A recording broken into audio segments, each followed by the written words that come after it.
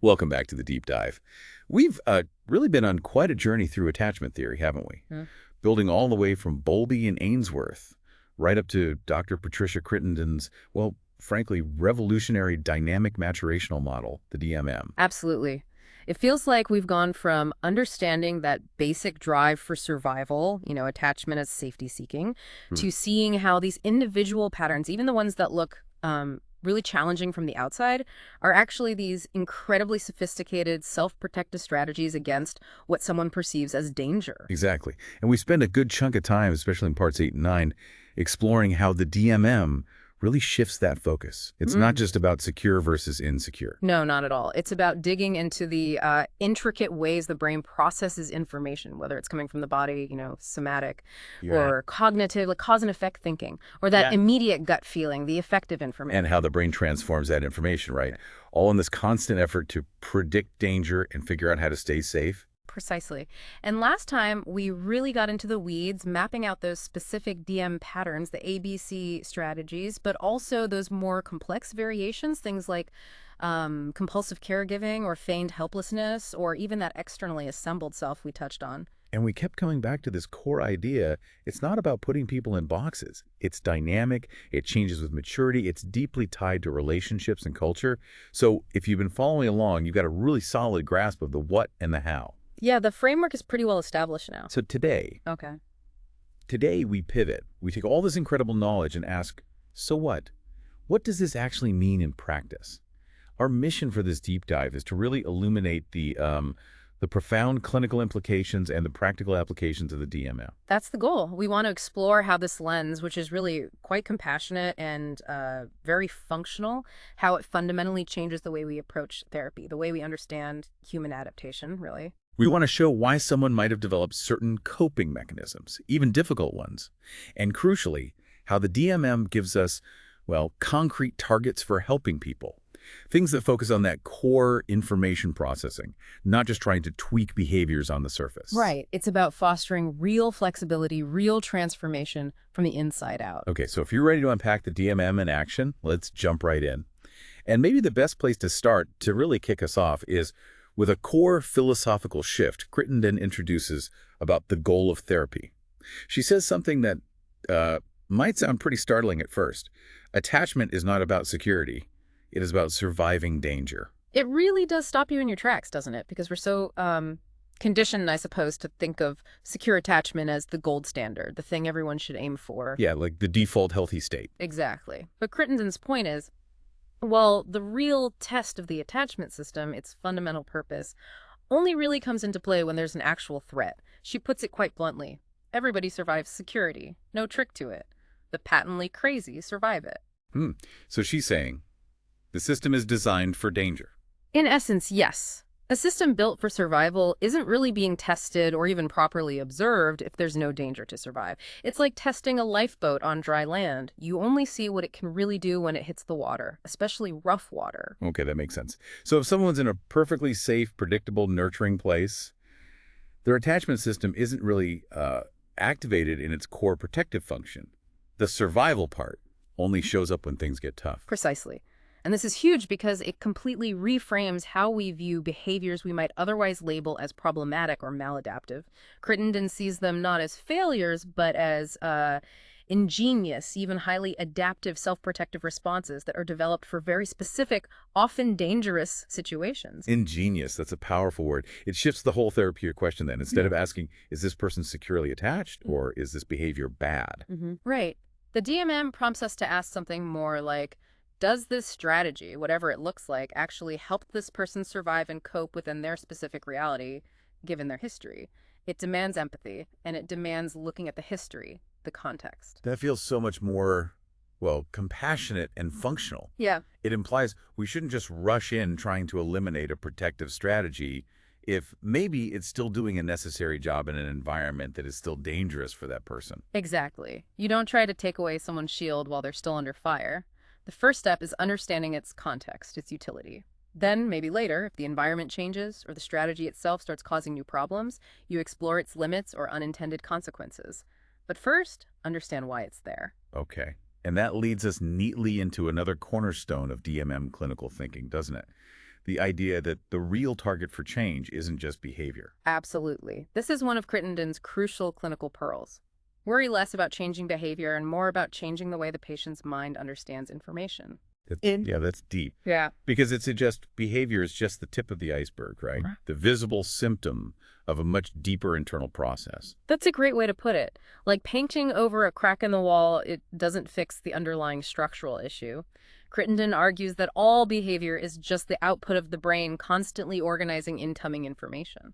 So to get fundamental, lasting change, you have to go deeper than the action itself. You need to shift how the brain is processing, interpreting, and transforming information to predict danger and stay safe. Exactly. You have to get to the level of the mind's interpretation and organization of data.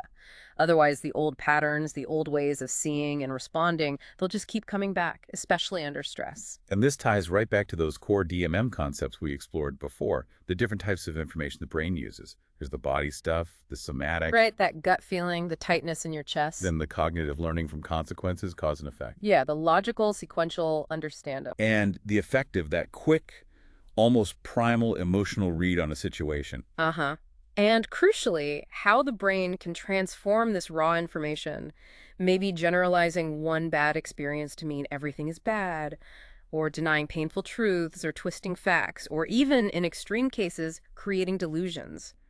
These aren't errors initially. They're attempts to make an unmanageable reality manageable. So the DMM says if you don't address that underlying information processing, the way the brain is organizing things, any behavioral change is likely to be temporary. The real leverage is at the processing level. That's the core idea. You're aiming for the root system, not just trimming the leaves. Okay, that makes a lot of sense. So let's pivot now to some really key clinical implications, the practical applications that flow from this philosophy. And a huge one that really resonates, I think, for anyone in the helping professions, is Crittenden's mandate about the therapists themselves. She says, quite powerfully, know yourself. You are the tool. It's a profound statement. You don't have anything else. When you're in front of someone, the manual won't rescue you. You are the tool. Know that tool. Understand yourself. It really centers the therapist's own internal world. And she's quite direct about this, isn't she? She suggests that, well, most of us in the mental health profession are not balanced earned bees. Right. And she doesn't mean that as a criticism necessarily, but as a statement of reality. Therapists are human. We bring our own histories, our own learned self-protective strategies. Maybe we lean more towards A-type processing, inhibiting emotions, focusing on cognition, or maybe more C-type, getting caught up in affect, struggling with cognitive clarity under stress. These are shaped by our own lives. So if I'm a therapist and my default, maybe unconscious strategies, say an A-type inhibition of negative feelings, that's never really going to color how I see my patient, how I react to their distress, what I focus on, what I miss, even if I don't intend it to. Precisely. It's like trying to read a map through slightly tinted glasses.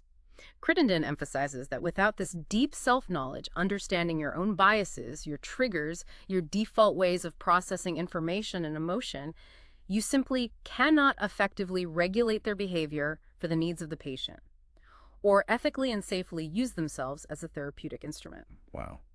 And she talks about the therapist becoming a transitional attachment figure, right? Temporarily taking on that role of providing safety and helping the patient experience new ways of relating and processing information. Exactly. Which makes the therapist's self-awareness not just helpful, but ethically essential. You have to understand your own instrument, your tool, to use it safely and effectively for someone else's benefit. That's a huge call for ongoing self-reflection, for understanding our own strategies. It's not just personal development, it's core clinical competence. They're absolutely fundamental. The relationship is the medium for change, and the therapist's integrated self is the key instrument within that relationship. Okay. Moving on from the therapist's self-awareness.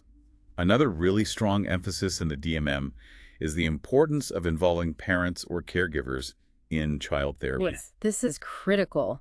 Crittenden points out very logically that these strategies are learned at home, they're used in families, they work most effectively in the family of these children, and if you don't know what's going on in that family, you can't change that strategy. It makes so much sense.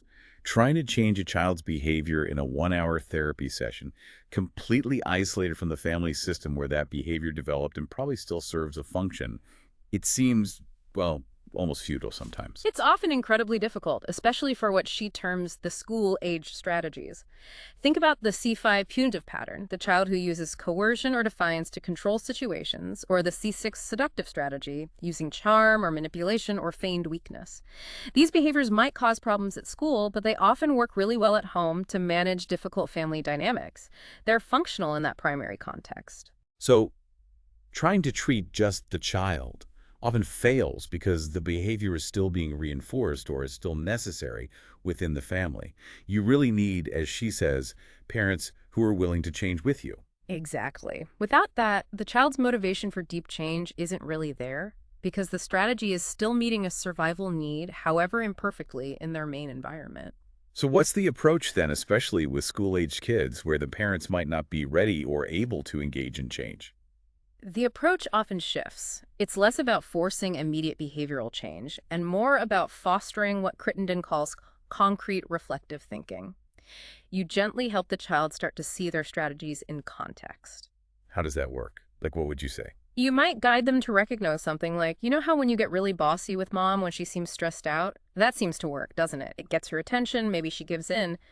But how does that same bossiness work out at school with your friends? Ah, so you're helping them differentiate context, helping them see this works here, but causes problems there. Precisely. You're planting seeds of awareness, keeping the door open to the possibility of new, more flexible strategies later on, even if they still need the old strategy at home right now. It's often, as you hinted earlier, a kind of waiting game for adolescence. Why adolescence specifically? Because that's often when a young person can genuinely start to imagine and plan for a life outside the immediate family system. That future possibility provides a powerful internal motivation for developing new ways of relating and coping that might work better in the wider world. Until then, you foster awareness, understanding, the potential for choice, without undermining the strategies they might still need for protection at home. That contextual understanding, the why behind the behavior, brings us to some really critical danger signals. That the DMM highlights things that are often missed, sometimes with tragic consequences. Let's talk about false positive affect. Yes, this is incredibly important and frankly quite chilling. Crittenden explains that children using a type K strategy learn to smile when it hurts, learn to smile when they feel like crying. They are actively, though not always consciously, misleading us by inhibiting the negative affect. So the smile isn't genuine happiness, it's a strategy. It's a highly sophisticated self-protective strategy. It's designed to de-escalate perceived threat, to appease a potentially dangerous caregiver by appearing happy, non-demanding, easy. But that's so counterintuitive for most of us. We see a smiling child, we assume they're okay. Exactly, and that's the danger. It's a form of camouflage that can hide profound distress. Crittenden shares a really harrowing observation from her clinical and forensic work. He says, almost every case of child death that I have analyzed has had a child who is called smiley or sunshine or sweetness. Oh my God, because they were so good at hiding the pain. They were effectively disarming the very people who might have noticed something was wrong and intervened. The cheerful facade kept concerned adults at bay. And she gives that devastating example. The little girl skipping in the hospital. Yeah. She skipped down the highs of the hospital with all 128 active injuries on her body, including broken bones and being emaciated. And she's smiling and skipping in the halls, and you think it's good. The disconnect is just horrifying. So her warning is, what exactly? It's stark and direct. When the context is negative and the child is smiling or laughing or kissing, be worried. Be much more worried than the angry acting out child. He's showing you there's a problem. That false positive affect is a critical, often tragically missed, danger signal. It's a shield. Wow. That absolutely flips conventional wisdom on its head. It forces you to look past the surface, especially when the context doesn't match the emotion being displayed. Okay, what about the other side, the C strategies? You mentioned hidden opposite emotion. Yes. For the C strategies, the green side of the model, especially patterns we see in preschoolers like C3 aggressive or C4 feigned helpless, there's a similar dynamic of hidden information, but it often involves the opposite emotion being concealed. Okay, so take the C3 aggressive child, the one who bullies, who's defiant. What's hidden there?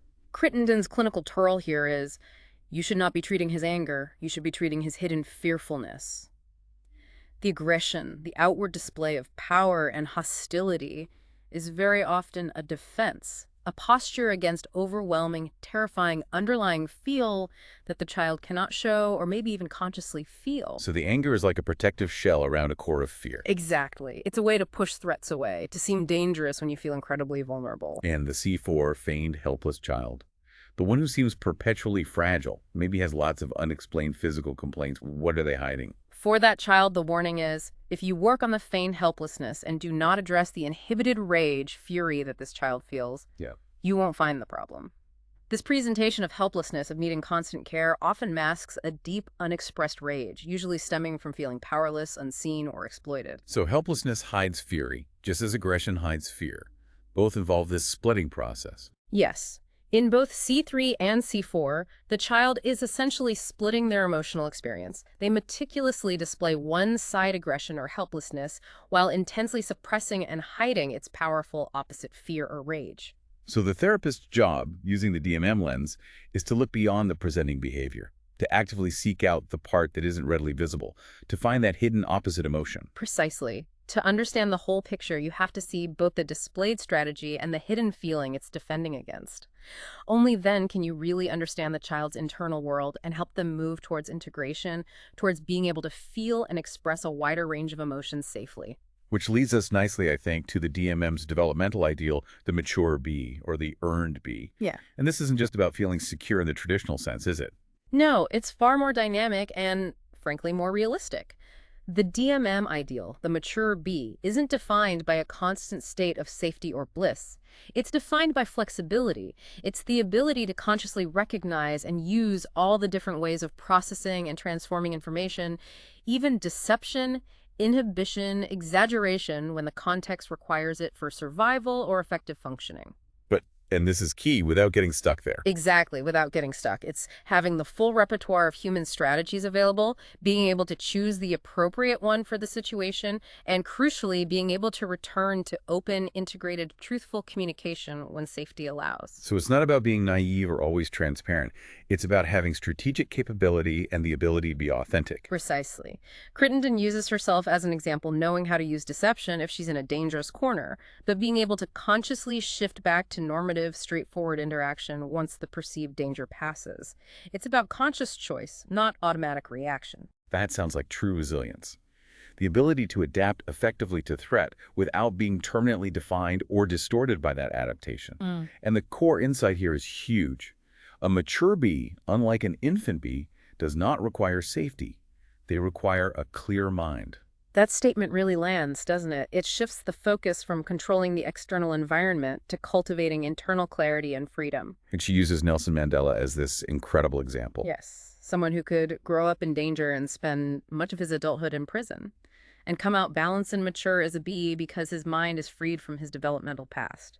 His external reality was brutal, but his internal capacity for clear, flexible thinking, for integration, remained intact or even grew stronger. Which challenges that common assumption that you need ideal conditions, a good enough childhood, to achieve psychological health or security. Right.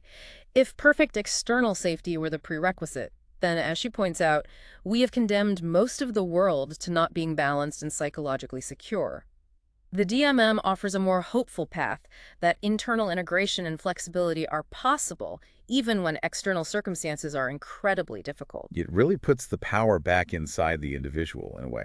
And achieving this level of integration, this mature bee, it's not a quick process. No, she emphasizes it requires full brain maturation, which continues up to around age 35.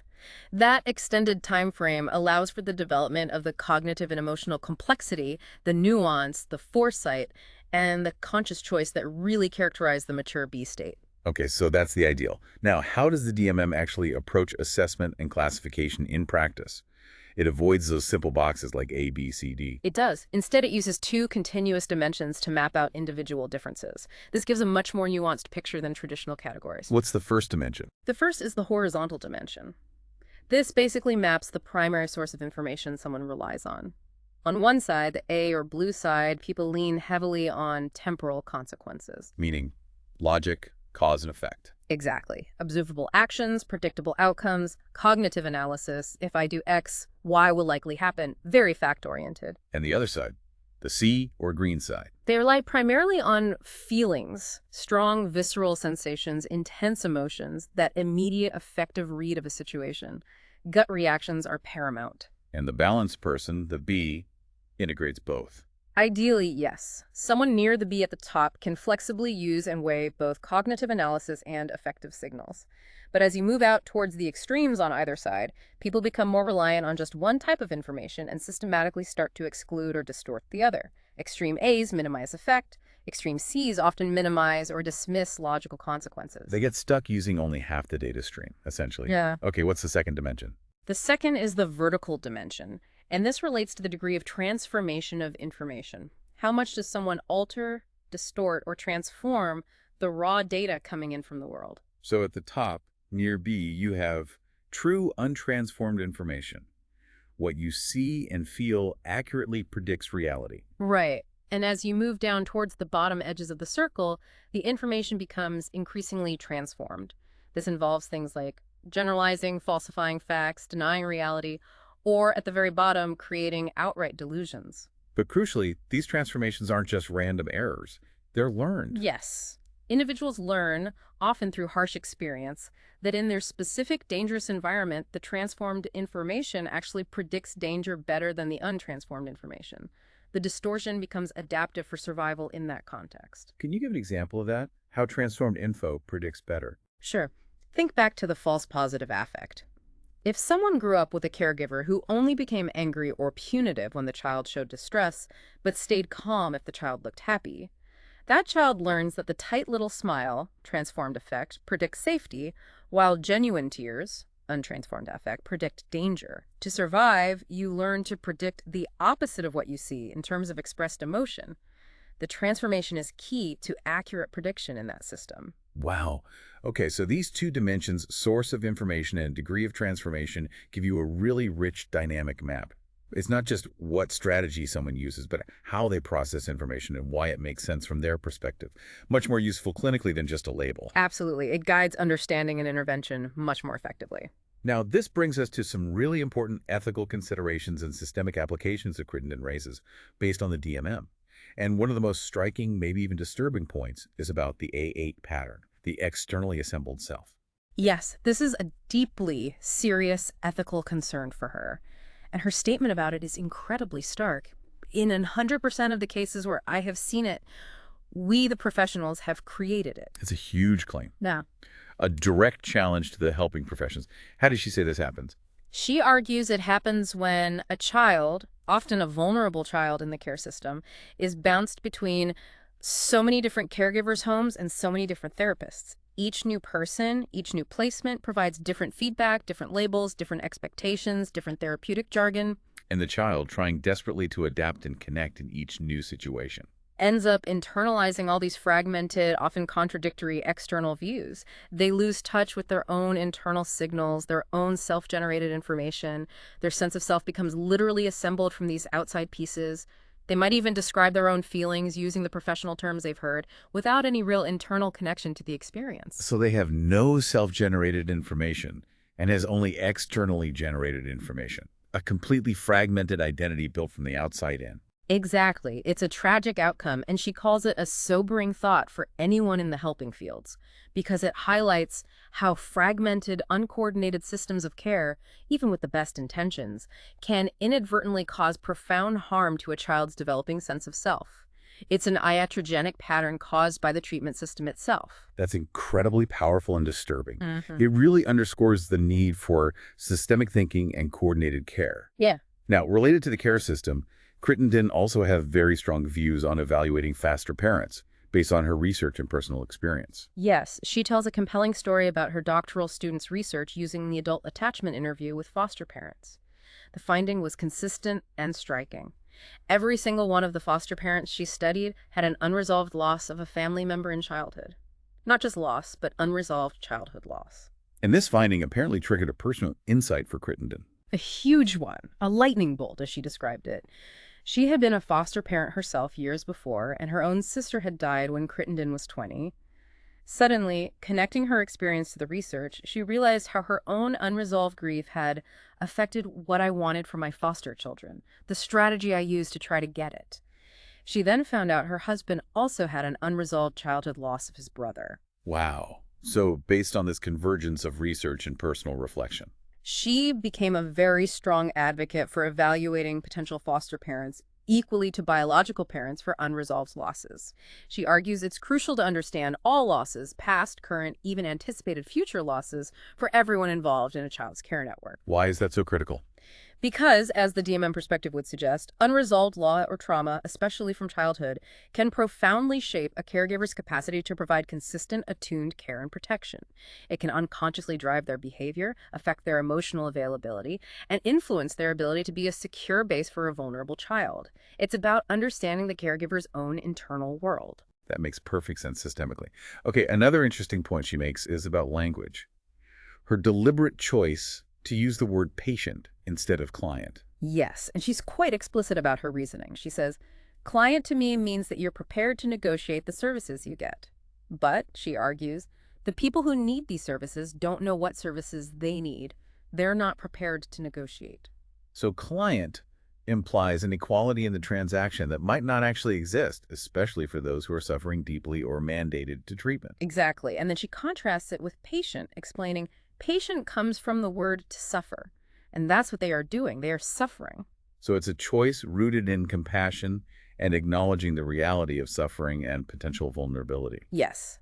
She sees it as an ethical distinction that honors the person's experience of suffering and recognizes the potential power imbalance in the therapeutic relationship, placing a greater responsibility on the professional to understand and alleviate that suffering. That's a thoughtful distinction. Now, she also touches on something she calls politically incorrect data regarding family structures, specifically marriage, and frames it in terms of protective factors. How does she present that? She presents it impartially as an observation from research data, not as a moral judgment. The observation was a huge difference in family stability, maybe a factor of 7 or 8 times, correlating with better outcomes for children's security when parents were formally married compared to cohabiting. And her interpretation isn't about marriage itself being inherently better, but about the function it serves. Right. She links it to concepts of commitment and social scaffolding. The idea is that a formal public commitment, like marriage, tends to create a more stable protective structure around children, partly because of the public declaration and the social recognition and support that often comes with it. So it acts as a buffer against instability and danger. That's her functional interpretation. And she notes this kind of structure might be particularly vital as a protective factor out of the middle class in contexts where external stressors are higher and other resources might be fewer. It's an observation about how certain societal structures can function pragmatically to enhance stability and protection against danger, especially for vulnerable children. It's explicitly framed as a sociological observation about structure and function, not a commentary on personal choices. Okay, that distinction is important, focusing on the functional protective aspect of the social structure. Finally, let's briefly revisit those most extreme DMM patterns we discussed last time, the A7, A8, C7, C8, and the AC psychopathy classification, the deep water patterns. Yes, and here Crittenden is remarkably candid about the limits of current knowledge and intervention. She states very directly, that is among the disorders that we don't know how to fix. It's an honest acknowledgement that for these most extreme adaptations to profound danger, our current therapeutic tools are often insufficient. And she uses those conceptual lines on the DMM circle to illustrate severity, the gray line and the black line. Exactly. The gray line sort of marks the upper boundary below which the probability of psychological disorder starts increasing significantly. She notes that most people who end up in mental health or child protection services fall between the gray line and the black line. This is the broad territory where interventions are typically focused and can often be effective, although the difficulties can range from moderate to severe. And below the black line. Below the black line, the very bottom of the circle, are the people who are a danger to themselves or to others. These represent the most extreme, most distorted, and often most dangerous adaptations. And these individuals often don't seek help. Generally, no, not voluntarily.